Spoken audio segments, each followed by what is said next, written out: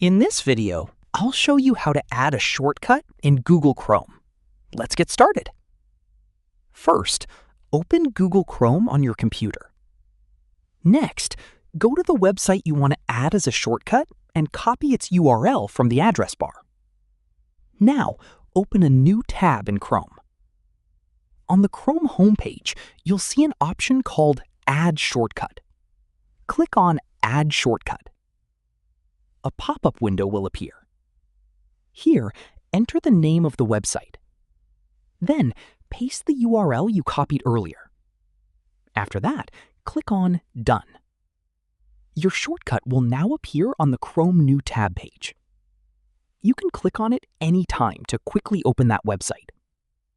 If you want to edit or remove the shortcut, simply hover over it, click on the three dots, and choose Edit or Remove.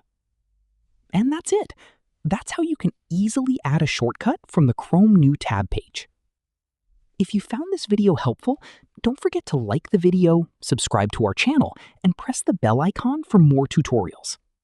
Thanks for watching.